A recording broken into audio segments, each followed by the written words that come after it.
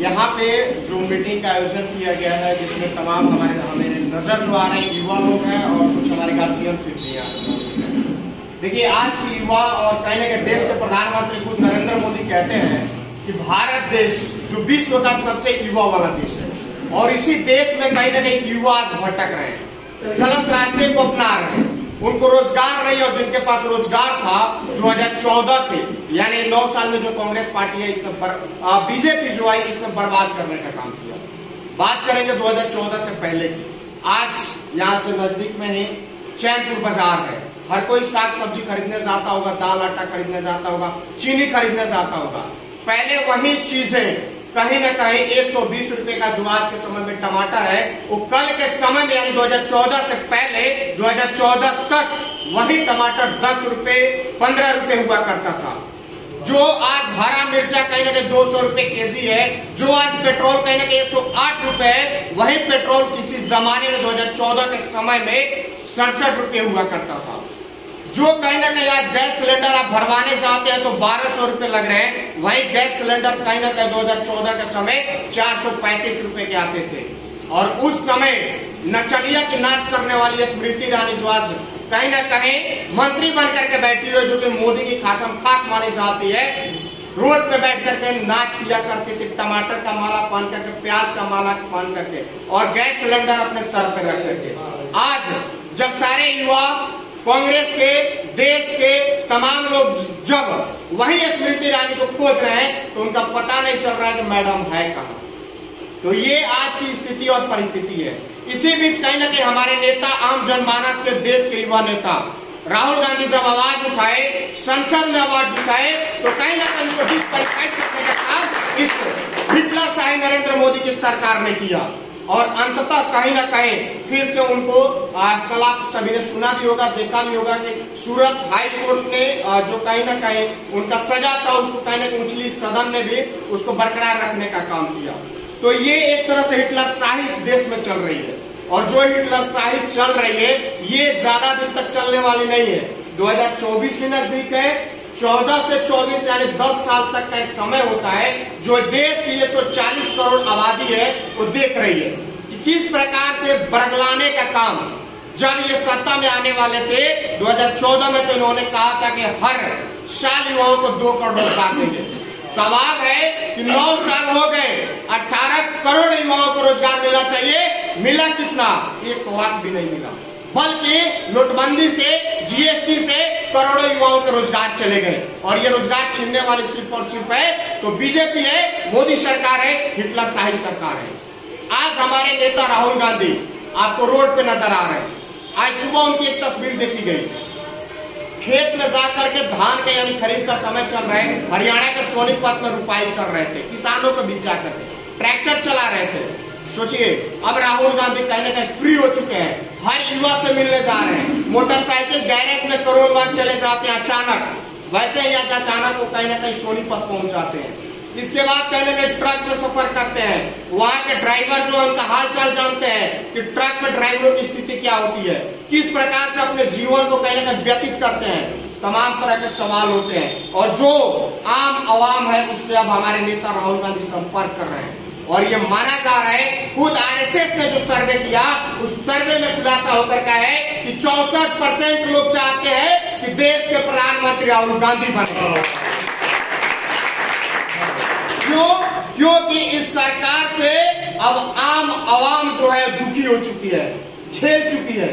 देखिए, एक चीज कहा गया ना, झूठ पे झूठ, झूठ पे झूठ, आप जितना बोलते जाइएगा जनता समझे कि ये आदमी बिल्कुल सही बोल रहा है। लेकिन जब हकीकत सामने आती है तो क्या हिटलर की दशा हुई थी, बिल्कुल इस नरेंद्र मोदी की दशा वही होने वाली है।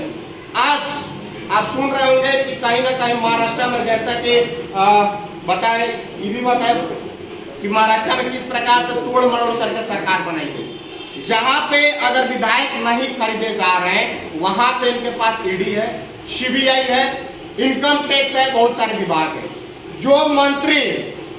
जो मंत्री कहीं ना कहीं शपथ लिया है एनसीपी में, एनसीपी के तरफ से महाराष्ट्र सरकार में, उस मंत्री के ऊपर 2 दिन पहले तक ईडी का छापा पड़ा है। सोचिए, अब वो मंत्री कहीं ना कहीं क्लीन हो चुका है, वो विधायक क्लीन हो चुका है मोदी वॉशिंग पाउडर में धूल कर। अगर आपको भी सफाई करना है, अगर आपको भी लगता है कि हमने चोरी किया है, ईडी से हमको डर है, सीबीआई से डर है, तो आप भी जाइए, मोदी वॉशिंग पाउडर चल रहे हैं, उसमें धुलाई कराइए, आप भी सफेद हो जाइएगा और उसके बाद क्लीन होकर के भाजपा का सदस्यता लेके जय हिंद करिएगा। जानते हैं नरेंद्र मोदी कहते हैं कि हम किसी को छोड़ेंगे नहीं, बिल्कुल सही कहते हैं, एकदम हकीकत है। क्यों नहीं छोड़ेंगे? जितने सारे भ्रष्टाचारी है उनको बीजेपी की सदस्यता दिलवा देंगे। ये नीति और नियम है बीजेपी की। अब इस तरह से अगर देश में चलता रहा, बिहार में तो दाल गली नहीं, हमारे वकील साहब ने कहा कि ये बिहार है, यहाँ पे उड़ती चिड़िया को हम लोग हल्दी लगा देते हैं, ये कदम सही है। बिहार में तो आपका दाल गला नहीं, यहाँ से आपको कहीं ना कहीं अपनी लुंगिया लपेटिया लमेट करके दिल्ली प्रस्थान करना पड़ा। और देखिए, कल इनके बीजेपी के प्रदेश अध्यक्ष है सम्राट चौधरी, एक वीडियो बड़ी तेजी से वायरल हो रहा है, आप लोग देखे होंगे, अपने पार्टी का झंडा उल्टा लटका करके साइकिल में सफर कर रहे हैं। और उनको बीजेपी ने यानी कि दिल्ली की कमान ने उनको कमान दिया हुआ है कि बिहार में कांग्रेस बीजेपी की सरकार बनाने के लिए। अब सोचिए, जो अपने पार्टी का झंडा नहीं ढो सकता है, सही से नहीं रख सकता है, वो बिहार की जनता को सही से रखेगा? ये सवाल है। और जिस प्रकार से तोड़ मरोड़, जातीय हिंसा, उसके बाद से कहने के जाति धर्म के नाम पे लड़ाने का काम जो बीजेपी कर रही है, ये सबसे बड़ा दोगलापन है इस बीजेपी का। क्यों? क्योंकि आपस में आपको, हमको, आज मैं ब्राह्मण हूँ, मैं हिंदू हूँ, ये मुसलमान है, ये मुसलमान, एक साथ हम लोग बैठे हैं, ये भी ब्राह्मण है, साथ में हम लोग बैठे हैं ना जी, यहाँ पे कोई हिंसा नहीं है तो बताइए आप लोग, है कोई हिंसा? लेकिन यही बीजेपी रहता तो कहता कि ये हिंदू मुसलमान एक साथ नहीं रह सकते। एक सवाल मैं पूछना चाहता हूँ तमाम लोगों से कि बताइए, अगर हिंदू मुसलमान के जितने सारे अंधभक्त गोबर भक्त हैं, उनसे पूछना चाहता हूँ कि अगर आप हिंदू मुसलमान करते हैं, मानते हैं मैं हिंदू हूँ, अगर मैं बीजेपी में चला जाऊं तो मुझे जो मैं सब्जी 120 रुपए केजी टमाटर खरीद रहा हूँ, क्या मुझे 20 रुपए मिलेगा? जो गैस सिलेंडर मैं 1200 रुपए भरवा रहा हूँ, वो क्या मुझे हिंदू के नाम पे 400 रुपए मिलेगा? अगर मिलता है तो फिर मैं भी कहने में भाजपा की सदस्यता ले लेता हूँ। यहाँ जितने सारे अगर माइनॉरिटी के भी लोग हैं, देश में भी है, जो हमें सुन पा रहे हैं, वो लोग भी कहने की सदस्यता ले लेते हैं। लेकिन अंधभक्त लोगों को सोचने की जरूरत है कि आपको बरगलाने का काम, आपको लड़ाने का काम सिर्फ और सिर्फ बीजेपी करती है। हिंदू का ठेकेदार आप ही है। हिंदू का ठेकेदार अमित शाह का बेटा भी हो सकता है, राजनाथ सिंह का बेटा भी हो सकता है, लेकिन आज वो बीसीसीआई में सचिव है, राजनाथ सिंह का बेटा आज एमएलए है। तो सोचिए, आपकी और आपके आन औलाद को ये बीजेपी जो है वो कहीं ना कहीं लड़ाने का काम, कहीं ना कहीं आपके नाम पे हिंदू राष्ट्र और हिंदू मुसलमान को लड़ाने का काम कर रही है। अगर हकीकत रहता तो आज राजनाथ सिंह का लड़का रोड पे उतरता हिंदू राष्ट्र के लिए, आज अमित शाह का बेटा उतरता हिंदू राष्ट्र के लिए, लेकिन नहीं उतर रहा है। आप में से बरगलाया जा रहा है, हम में से बरगलाया जा रहा है, समाज को विभाजन करने का काम किया जा रहा है। तुष्टीकरण की राजनीति आज देश में हो चुकी है, जो कि कांग्रेस के समय में ये चीज नहीं थी। ये लोग पूछते हैं कि 60 साल में कांग्रेस ने किया। अरे 60 साल में जो कांग्रेस ने किया वो आपके बाप दादा ने किया है।